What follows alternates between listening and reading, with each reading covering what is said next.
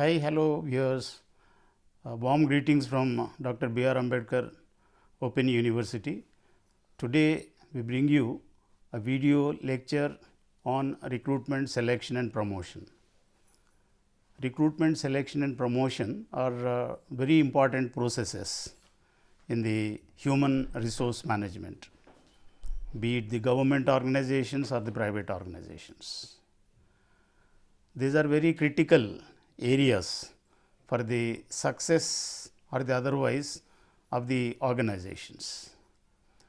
In this lecture, we will throw light on the concepts of recruitment, selection and promotion, the significance of these three things, the conceptual and practical aspects of these, as well as some of the important problems that are found in the execution of these practices in the government. So, this is the scheme of the lecture. Recruitment is the first important activity after human resource planning. Recruitment literally means attracting candidates for jobs. Recruitment is very important because this is the very first step in the process of human resource management. There is a law known as Gresham's law, which says that if by chance you select incompetent people, they will not only spoil the job of the organization, they will make the working of the other people miserable. So, Gresham says bad people drive out good people. So, this is why we are supposed to be extremely careful in recruiting people. Recruitment is the process of attracting people to the jobs and stimulating them to apply. Recruitment and selection are related. Some people confuse them as one and the same, which is not the case. Recruitment is the first step after which selection starts. So, recruitment is only notifying the availability of the job vacancies to the potential candidates, reaching them effectively wherever they are, and also encouraging them to apply for the jobs, so that we have the best of the available human resources. Recruitment is of several types. One type of recruitment is known as the internal recruitment. The other type of recruitment is known as external recruitment. Internal recruitment is recruitment of people from within. Mostly this happens in the way by way of giving promotions. So, promotion is an activity of recognizing the services, competence, abilities and the skills of an existing incumbent, and then moving him to a higher level position by higher, often accompanied by higher pay, service conditions and also more challenging and more onerous responsibilities. So, therefore, this type of recruitment, which is known as internal recruitment, happens by way of promoting the people who are inside. There are merits and demerits of this. Now, contrasted to the external recruitment, the internal recruitment is a process that ensures you know the person who is already in the organization, you do not know, there is no uncertainty in this. Often with external recruitment, maybe the candidates whom you select may be good, but it is also possible they may not be good. Sometimes somebody said interview is the process of fooling the recruiters. Now, somebody can very smartly act, be very attentive and pay attention, do everything necessary to clinch the job, but subsequently the fellow may not be so. So, there is a saying that a known devil is better than unknown angel. So, you may perchance get angels if you go outside, but if you are taking internal people, there is also this advantage. At another advantage of promotion or recruitment from within is that the employees will be very looking forward for some reward for their good work.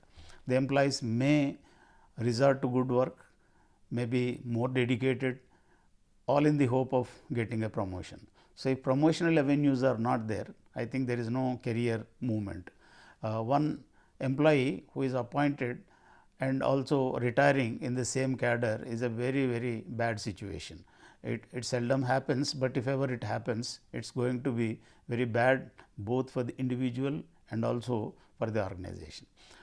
And recruitment from within or selecting somebody from within also has the advantage that you do not have to spend much time on training of the employee.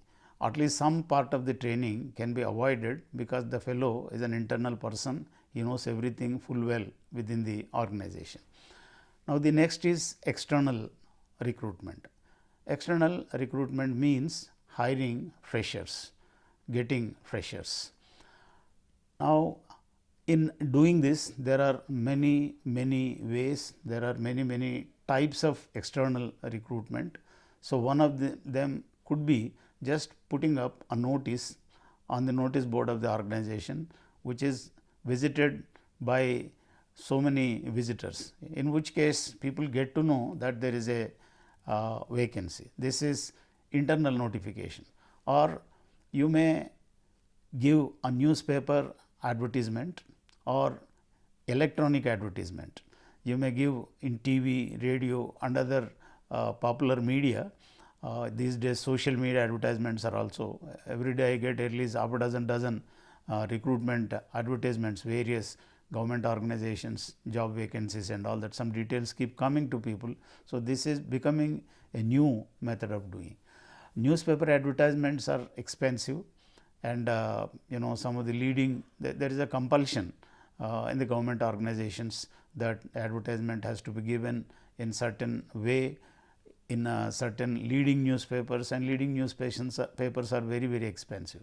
Sometimes the job vacancies are too small. You have to spend a lot of money on advertisement cost. So, sometimes you have to see, balance the pros and cons of this and then choose a proper media of advertising. One more thing is notifying the employment exchanges. So, the government vacancies are routed through employment exchanges, and there are different employment exchanges, district level employment exchange, state level employment exchange. These employment exchanges register the names of the students, the candidates who are aspiring for jobs, and they will be intimated as to the availability of the vacancies.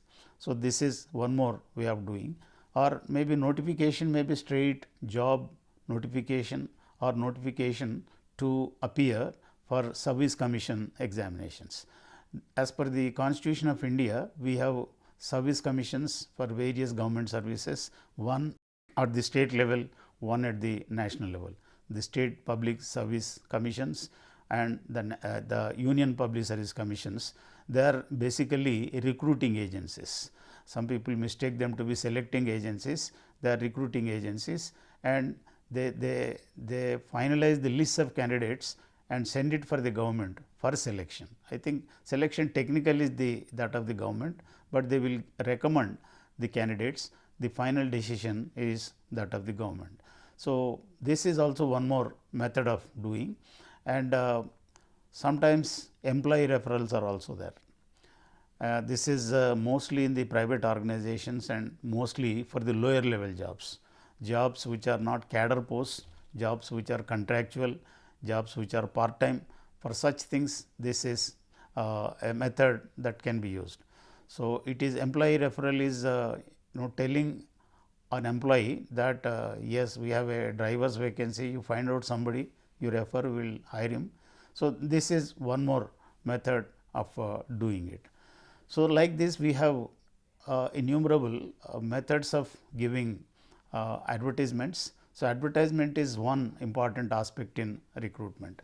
So, one more important aspect is job analysis. Now, to give an advertisement, you should understand what is the job, what it involves, what are the physical attributes needed, what are the physical conditions, what are the qualifications that an individual should have, what should be not only the educational qualifications, what should be the behavioral qualifications, the behavior wise also what are all the things. This is what is known as job analysis, as a result of which there is a document called job design or job description.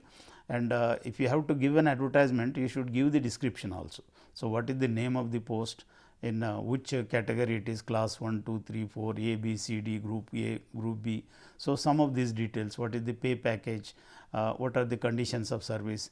Now, these are very important to ensure that unwanted candidates do not apply for jobs. The problem of recruitment is that, particularly the public sector recruitment, today I read in papers for one particular post, the rate of applications is 2,300. For one post 2,300 people are trying. Sometimes we wonder, by spending all the resources that these 2,300 people are spending, you can create 20 posts or 30 posts. It looks so very. I think this is a typical phenomena in third world countries like India. There is lot of craze for government jobs. Perhaps there are few people inspired by the challenges that are there in government service, opportunity to help the people and all that, but most of the people look at the lucrative side of it. Good security, good salary, and extra income. These are not desirable things though. So, this is the reason why there is a craze for some of such things also happening. So, therefore, one should be very careful not to, advertisement should be such that you ensure that wrong people do not apply, the right people only apply. This is one aspect of the lecture that we are talking about. Recruitment is a rather 5-step process comprising of planning, analysis, searching, screening, engagement, and offer of the latter to be routed through the proper channel. These days, one of the important methods of recruitment is online recruitment. I think this kind of recruitment is catching up, and it's becoming increasingly popular because of its simplicity. There are occasions when online recruitment happens within minutes. The candidate applies, the biodata is screened by somebody, they like, and offer is also made. So, it is in minutes it is happening. I think in the times to come, this is going to be a very important mode of recruitment, and all other types of recruitment. People do not have much time to wait for these things, and requirements are also very fast. So, the administration is moving forward to online recruitment also, but in online recruitment there are legal hurdles, because law requires that a job has to be advertised and a proper process has to be gone through. Otherwise, people are willing to go to courts of law. So, this can happen in outsourced jobs, but not in the regular government jobs. The next important thing is selection. As I mentioned, recruitment is only the initial step. Recruitment ensures that a large pool of candidates are available, from out of which you can make a proper selection. So, selection might be in the private sector. Selection comprises of maybe pre-placement talk. They will come and address what is the nature of job, which is the company, what is the pay package, what is good and bad of it, and then some rounds are there. The rounds may be like group discussion, selection test, interviews, and HR interview, and final job offer. This is this moves in a very quick process. Coming to government, there is elaborate procedure in selection. For selection, advertisement has to be given, test has to be conducted, there should be written test, oral test, interview, and final job offer. And there are occasions, even after making selection, for getting an offer letter to the place of the individual who is trying for the job consumes months, sometimes even years. Sometimes these cases, these issues get to court, and court will take inordinate delay. I have seen one extreme case. A candidate appeared for Public Service Commission and he got appointment after full 5 years.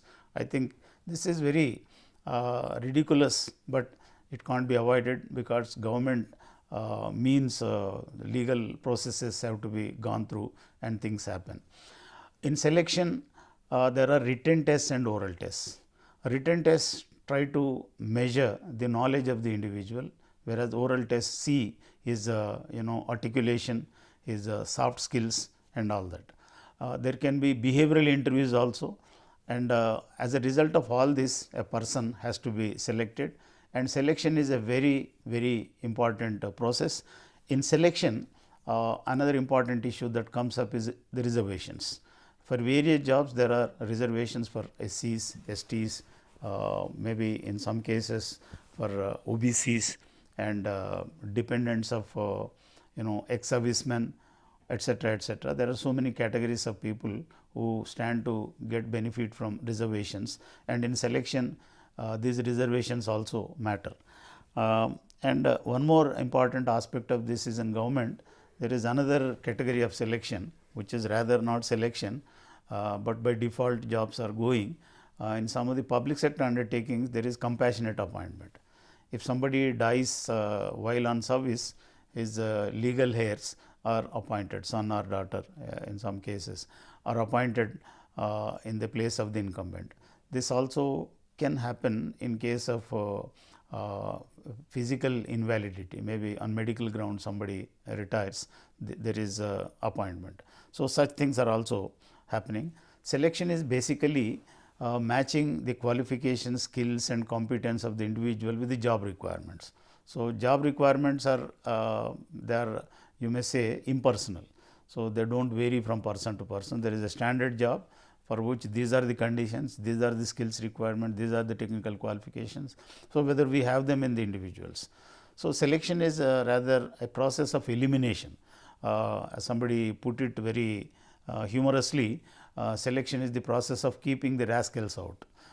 This is considered to be an old fashioned recruitment. So, earlier the idea was only to deselect the people. You see, so and so is bad, so and so is bad, whosoever is left is the right person. So, this was a very negative way of doing. Now, there is a shift towards a positive way of recruitment to see how best, what best candidate you can have. It is not the minimum that somebody's competence that matters, what maximum we can do, how do we select the best person, this is the concern now. And in selection, often controversy is there regarding reservations and all that. I have a particular view to air out that reservations are these are mandatory, number one. Number two, legal processes require them, otherwise the whole process of recruitment and selection goes waste. It may not stand the scrutiny of the court. Apart from this, there are certain grounds on which reservations also become imperative. Because of unequal opportunities in our society, there are people, children growing up in comfortable families, well-off families, they get all the family supports. Even if the fellow is not physically or mentally so very competent, he shines in the in the selection test, and he appears to be smarter than somebody who really deserves it. So, therefore, reservation is considered to be a principle of compensatory justice. It is actually to compensate, to set the loss off for somebody who did not have proper family background. So, this is one condition. In any case, the studies have proved that reservations are not all that bad as people imagine, because in reserved categories are also there is a lot of competition. I think even now there was a time when people were just getting jobs by default, you just apply, you get it. But among SCs and STs or OBCs and other reserved categories, there is a terrible competition. The competition sometimes is as tough as between the forward caste and the backward caste. So, therefore, this is one more issue that is there. In addition to, as I mentioned, the service commissions are involved in the selection process. Apart from state public service commission, union public service commission, there are also other commissions known as staff selection commission to recruit clerical positions in the government, and there are also banking selection, IBPS, Indian Banking Personnel selection commission like that. So, there are different army also, it has its own selection processes, selection committees. The idea behind such commission is basically a plural body. It is to ensure that if there is one person to select, there may be favoritism, there may be wrong consideration. There is a saying, two brains are better than, two minds are better than one. So, most of these things are the plural bodies that ultimately select the individual, so that proper choices are made. The next important activity that we are supposed to discuss, or the next important process that is covered in this particular lecture, is promotion. Promotion is a very important activity, particularly from the point of view of the employees. People join organizations, capable people particularly join organizations full well knowing about the promotional avenues.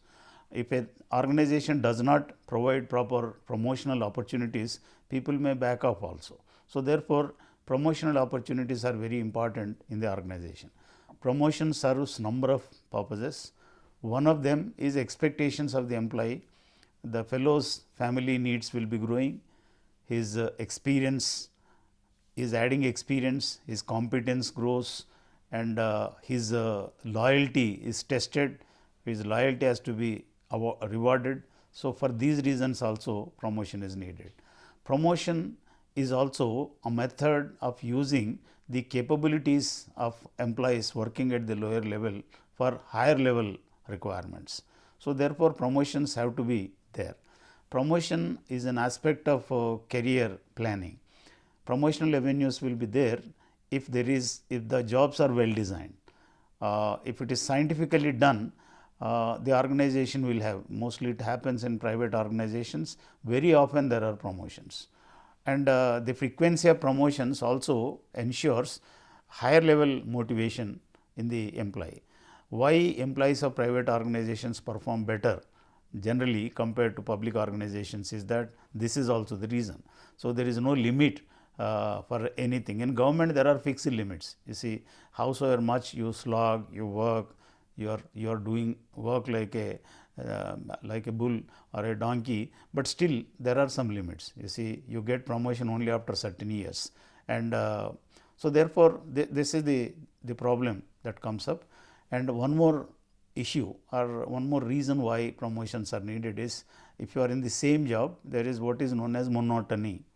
Monotony means doing the same thing over and over, like an oxen yoke to the oil press. So, you are moving the same 360 degrees all the time, you get bored. So, therefore, promotion is a way of sustaining the interest of the individual in the organization. So, promotions have to be given, promotions have to be periodically there, and promotions have to be done in a fair manner also. Sometimes if promotions are not given judiciously, if promotions are given on a wrong basis, what happens, there is lot of heartburn among the people who are more deserving. So, therefore, promotion has to be given on a proper basis. When we come to the basis of promotion, there are three methods of promoting. The first method is known as the seniority. The second method is known as merit. Sometimes it is also known as performance based promotion. The third method is a combination of two. So, thus there are two pure types. One is just on the basis of seniority, and there are companies, there are organizations in government also, at periodic intervals people get their promotion. And these days we have what is known as in the universities and colleges merit promotion. Even if vacancies are not there, so under merit promotion category, after completing so many years of service, an individual is put into higher position. There are some merits and demerits of seniority as a method of promotion. One merit of seniority is that it is very just principle, just in the sense there is no discrimination. The boss cannot show any favoritism, the boss cannot punish anybody, everything goes according to the clock, so to say. So, therefore, seniority is a very objective basis. Seniority means how many years you are there, and maybe seniority is worked in two ways. You say that people with 5 years experience they can apply. So, this is what becomes seniority cum merit. You have 100 people, among 100 people you again have some race, some competition, and the better off will get it. So, this is what is known as seniority cum merit. There is also merit here. But getting back to seniority, seniority also is a kind of method of rewarding the loyal employees. These days there is what is known as a big problem coming up in private organizations. Originally in IT it all started with, but now it is also coming to government also. Attrition is people leaving the jobs. You recruit the person, the fellow is there for some time, and these days the younger generation, they are not satisfied with whatever job they get. They are very ambitious, they want to move on to the next thing. So, therefore, attrition being very high, giving promotion on the basis of seniority will help employees to stay put in the organization, to remain in the organization in the hope that they will get a promotion in some time. But if seniority based promotions are not given at the appointed time, sometimes because of government delays and all that, the promotion is dragged sometimes by months and even sometimes by years also. So, it will be very frustrating. So, therefore, this has to be avoided. So, thus seniority is a very simple method of giving promotion, and there is no favoritism, everybody can expect. So, when you get your promotion, you will get to know. So, this is ideal situation. If the government has unlimited opportunities of promotion, periodically if you give promotion, it works out very good. Now, we come to the merit as a basis of promotion. Merit, if you do not have merit, simply you give promotions on the basis of seniority. There are people, bad performers and good performers. So, everybody, the horses and donkeys, they are treated the same way, and the donkey also gets a promotion along with the horse. So, this is a bad situation. Therefore, it is argued that merit should also be the basis of promotion. Merit means it may be academic merit, it may be job related merit, it may be good performance reviews and all that. So, therefore, merit is another important principle on the basis of which promotions are given. But merit, the problem of merit is that how do you define merit? How do you judge the merit? Now, according to me, sometimes when two people are there, there is also some kind of argument that X says so and so is meritorious, Y says so and so is meritorious. So, if you use the principle of merit, there should be objective criteria, indisputable criteria, proper criteria of judging the merit. So, I think there are several ways in which it is done. Written tests are there, oral tests are there, performance tests are there. These are more reliable. Instead of just theory or oral examinations, you give a task and let the person do. So, you should take very absolute care in using merit as a principle. So, merit is also recommended other criteria. Young people can go up and organization remains dynamic. If you give seniority based promotions, by the time the fellow goes to the top position, his age and energy are exhausted and he may not be sufficiently dynamic. So, if you give promotions on the basis of merit, young people move up the ladder and they will be at commanding positions to do arduous jobs for the organization.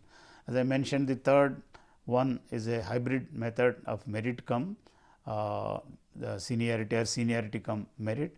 If it is seniority cum merit, you have some cutoff 5 years or 10 years, after which everybody is in the race. So, you select on the basis of merit there, or maybe merit cum seniority. I think you first judge whether the fellow has the real competence to do the job, and then you give it only to people on the basis of seniority. So, all meritorious people are there is a screening test they are put there, and you promote them according to seniority one by one. Now, we come to the end of the lecture. We try to wrap up what all has been discussed. We have discussed about 3 important HR processes. One is recruitment, the other one is selection, the third is promotion. These are all interrelated. These have to be done effectively, so that the human resources that are available to the government, the employees of the government are well taken care of, they are properly selected, proper people are attracted to the jobs, and proper criteria is followed in promoting them, not to otherwise there are also legal problems. If recruitment or selection or promotion, if they are not done properly, people will go to courts of law, and because of numerous cases the government has constituted administrative tribunals. So, the courts are not able to solve these problems, and government is has created administrative tribunals where these cases are tried. So, therefore, these are very important things, and government has to pay sufficient attention, or the personnel managers or HR managers have to give importance to these things, and these have to be taken care of, and these have to be executed in a proper, methodical, systematic way. Thank you very much.